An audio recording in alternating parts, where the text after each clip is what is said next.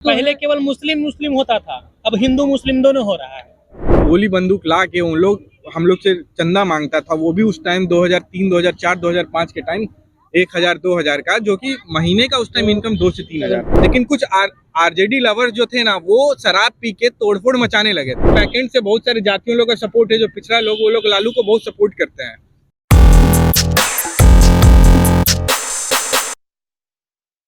नमस्कार, मैं शुभम कुमार स्वराज और आप देख रहे हैं निष्कर्ष।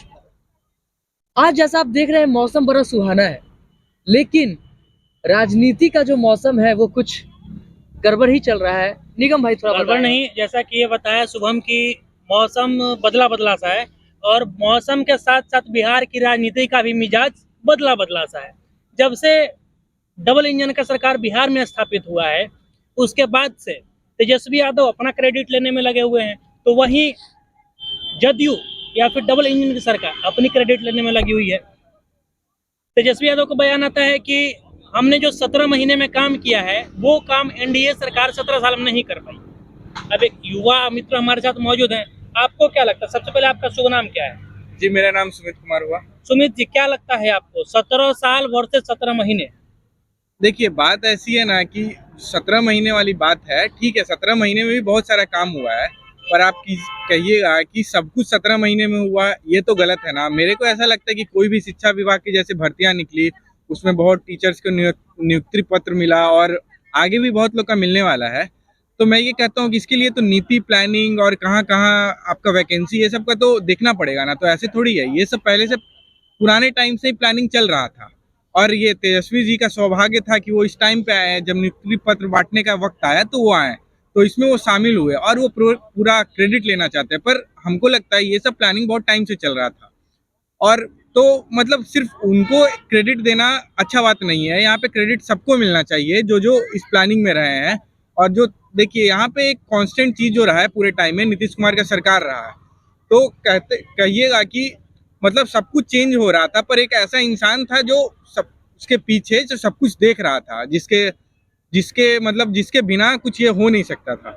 तो हमको लगता है कि सिर्फ तेजस्वी जी का क्रेडिट लेना ये सही नहीं है। और ऐसे भी आप देख सकते हैं कि उस टाइम पे भी शिक्षा विभाग में बहुत सारा कंट्रोवर्सी चल रहा था, जबकि आप मुख्य सचिव के पाठक के साथ शिक्षा मंत्री का वो जो बीच में अनबन था, जो साफ जाहिर था, और न्यूज़पेपर में हम लोग हमेशा पढ़ सकते थे। एक ये तो अफवाह फैली थी कि चंद्रशेखर ने ये बयान दिया था, जो शिक्षा मंत्री थे, कि के पाठक ने रिजाइन दे दिया है।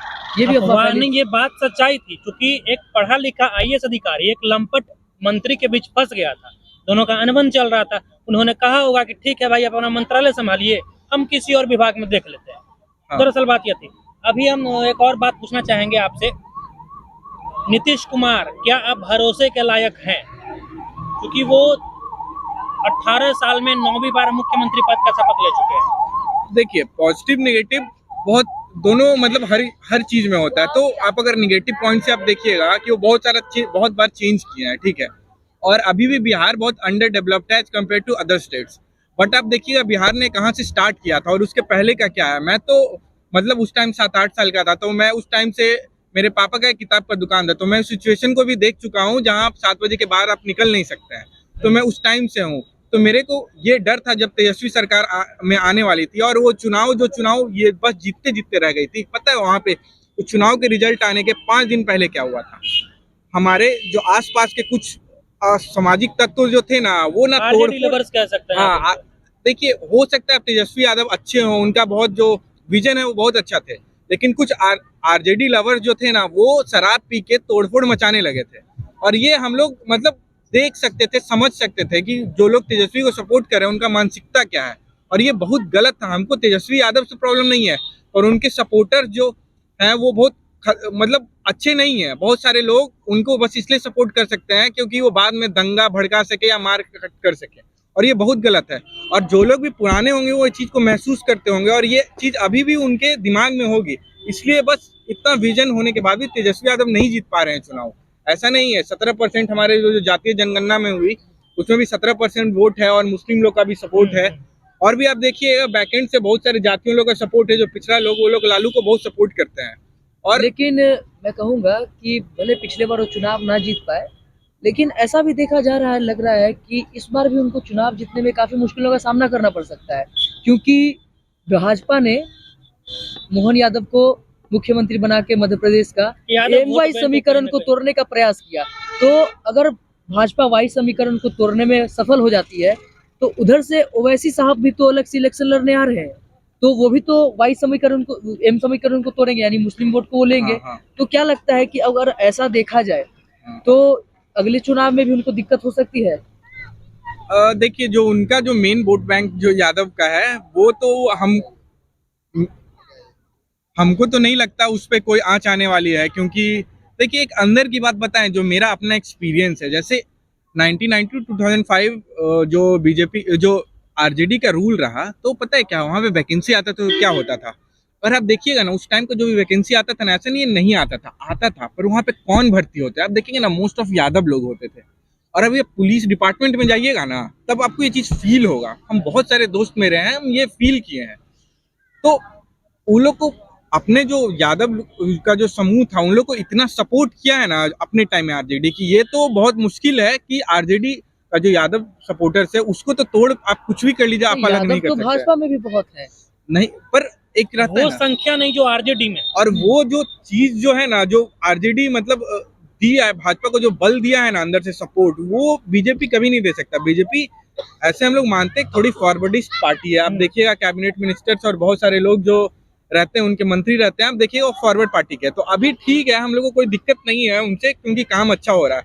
पर आरजेडी के टाइम एक तो आप किसको नौकरी दे रहे हैं, और ऊपर से अगर कोई फंस जाता था केस में, मर्डर में, रेप में, यादव लोग, तो उन लोग को जेल से छुड़वा दिया जाता था, चलो भाई अपना ही जात भाई। तो ये तो गलत था ना, और इसी का परिणाम हुआ कि बिहार इतने गर्त में चला गया। और 2005 नीतीश सरकार आने के बाद सबसे बड़ा चीज हुआ ना, कि ये जो लॉ एंड ऑर्डर है ना, वहां से बहुत चेंज हुआ। और ये हम लोग देख के, जो दुकान 7 बजे बंद होता था, वो हम लोग, मतलब एक रहता ना, दिवाली में भी हम लोग क्या करते थे ना, कि दुकान में हम लोग पूजा होता था, तो हम लोग दुकान ना, उस समय जब तक वो बुझता नहीं था, हम लोग दुकान खोल के रहना पड़ता था। तो हम लोग दुकान के बाहर दुकान का शटर गिरा के छुप जाते थे, ये जब बंद होगा क्यों? तो हम लोग, डर लगता था कि डर कोई भी लगता आ था कि जाएगा। कोई भी आके मार करेगा, कुछ भी करेगा। यहाँ तक कि मेरे पापा दुकान पे थे, तो उनसे पहले दुर्गा पूजा, ये सब जो बहुत हिंदू का सबसे बड़ा त्योहार में से एक है, इतना अच्छा त्योहार, इतना पवित्र त्योहार के टाइम आके गोली बंदूक ला के उन लोग हम लोग से चंदा मांगता था। वो भी उस टाइम 2003, 2004, 2005 के टाइम 1,000, 2,000 का, जो कि महीने का उस टाइम इनकम 2 से 3 अगर हजार था। गोली बंदूक लेकर के चंदा मांगी जा रही है तो चंदा या रंगदारी है? ये तो भैया रंगदारी ही है, आप क्या आप क्या चंदा का कहेंगे बात निगम कर जी? रहे हैं। आरजेडी सरकार में ऐसा होता था बकायदा। मैं तो उस क्षेत्र से आता हूँ जहाँ से एमसीसी प्रभावित क्षेत्र है, आप पता कर लीजिएगा। औरंगाबाद जिला का गो वाला क्षेत्र एमसीसी प्रभावित रहा है। और बकायदा इन्होंने जो कहा ये होता था अक्सर, तो ये गुंडागर्दी। और वही वो आरजेडी परिवार है, आरजेडी पार्टी है, जो मोदी सरकार पे यह आरोप लगाती है कि वो हिंदू के नाम पे वोट बैंक का ये राजनीति करती है। लेकिन कहीं ना कहीं वो लोग हिंदुत्व के नाम पे, पूजा के नाम पे गुंडागर्दी कर चुके हैं। आरजेडी? जी आरजेडी हाँ। तो क्यों, ऐसा क्यों लगता है कि भाजपा जो है वो हिंदुत्व की राजनीति नहीं करती है? क्योंकि आप जैसा देख सकते हो कि एक एक बात मंदिर और बताइए, मस्जिद का एक मुद्दा बात हमेशा बताइए, उठाया जाता एक है। बात बताइए। मंदिर बनता है ना, तब भी बच्चों के पेट में दर्द होता है। जब मस्जिद बनता है तो उसके जगह पे लोग नहीं कह सकता कि मस्जिद हटा के वहाँ पे कोई बढ़िया स्कूल स्थापित कर दीजिए। ये नहीं कहता कि वहाँ मदरसा बन रहा है तो उसके जगह पे कोई बढ़िया हॉस्पिटल स्थापित कर दीजिए। इन लोग का पेट में दर्द कब होगा? जब कोई बढ़िया मंदिर बनेगा। हम पता है, मंदिर जब बनता है ना, तो उस देश का, उस राज्य का इंफ्रास्ट्रक्चर उसके अगल बगल दौड़ता है। और दूसरा बात, बीजे पहले कितना था? 10 साल पहले कै गो मेडिकल कॉलेज था? ज्यादा तो नहीं बिहार में। अब 250 से पार है मेडिकल कॉलेज, हाँ 250 से अधिक है। तब कहाँ हिंदू? हाँ, ये है कि हाँ, हिंदुओं के साथ बीजेपी पार्टी खड़ी रहती है। तो क्यों पहले की पार्टियां खड़ी नहीं रहती थी? रहती कांग्रेस थी। भी तो पहले है। केवल मुस्लिम मुस्लिम होता था, अब हिंदू मुस्लिम दोनों हो रहा है। हाँ। अब पेट में दर्द हो रहा है। कि पहले ऐसा था कि हम लोग माइनॉरिटी के नाम पे मुस्लिम लोग को बोलते थे कि उन लोग को सपोर्ट की जरूरत है, क्योंकि वो लोग माइनॉरिटी, और कांग्रेस सरकार ऐसी थी, वो हिंदू थी, उसमें सब लोग हिंदू थे। लेकिन ऐसा था कि वो लोग, लीजिए भैया चाय सब, चाय चाय वाले पीते आ हुए। गए। अच्छा, एक बात चाय बताइए आ भैया, गया है। देखिए चाय वाले भैया यहाँ पे हैं। ये 2024 में आप लोग चाय वालों को जिता रहे हैं क्या? तो 24 में किनको चुन रहे हैं आप? क्योंकि आप भी एक चाय वाले हैं, और एक चाय वाले देश के प्रधानमंत्री भी हो सकते हैं। आपको क्या लगता है? देखिए, 24 में कौन आ रहे हैं? हम तो न पेशा के अनुसार न जाति व्यवस्था के अनुसार उनको चुनेंगे। हम्म, हम तो उनको चुन रहे हैं देश के लिए कौन सही है। हम्म। देश के लिए जो सही है उस हिसाब से मोदी जी हैं। क्यों लगता और हम है उनको कि वो देश चुनेंगे। के लिए सही नेता है? वो अधिकतर लोग तो कह रहे हैं कि चौकीदार चोर है, इस तरीके का आरोप लगाते हैं और कहते हैं कि भाजपा पार्टी गुंडों की पार्टी है। देखिए विपक्ष का काम है सामने वाले अगर किसी लीडर को अगर आप जीत नहीं सकते उसको हरा नहीं सकते तो उस पर उंगली उठाना उन पर जैसा तैसा इल्जाम लगाना तो ये तो उनका काम है, वो वही कर रहे हैं। जहाँ तक सवाल रहा भाजपा गुंडों की पार्टी है तो भाजपा से पहले 2014 से पहले जब सोशल मीडिया का इतना प्रभाव नहीं था तो हिंदू थोड़ा सहिष्णु थे, अत्यधिक सहिष्णु ज़्यादा थे। मगर यही कि अब वो अपने धर्म के प्रति या अपने भगवान के प्रति पहले की अपेक्षा अब पूरा सुनना पसंद नहीं करते। तो यही सामने वाले को रास नहीं आता है तो वो लोग भाजपा को गुंडों की पार्टी, जो और भी हिंदुवादी संगठन है उनको गुंडों का दल बोलते हैं। मतलब कहीं ना कहीं भाई साहब का कहना है कि 2024 में फिर से आप लोग चाय पीने के लिए तैयार रहिएगा।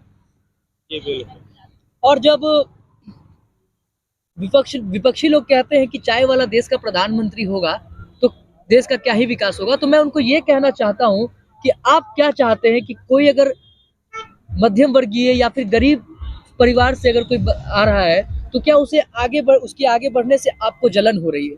ये सवाल अक्सर उठाया जाता है क्योंकि मैंने देखा है कि अधिकतर जो विपक्षी दल है वो ये आरोप लगाते रहते हैं कि चाय वाला को आप प्रधानमंत्री बना रहे हैं, अनपढ़ है वो, तो क्या ही करेगा। तो मैं ये पूछना चाहता हूँ कि अगर आप कहते हैं कि ये भारत सबका बराबर है, सबको बराबर का मौका मिलना चाहिए, तो अगर एक चाय वाला प्रधानमंत्री बन भी जा रहा है तो क्या आपत्ति हो सकती है?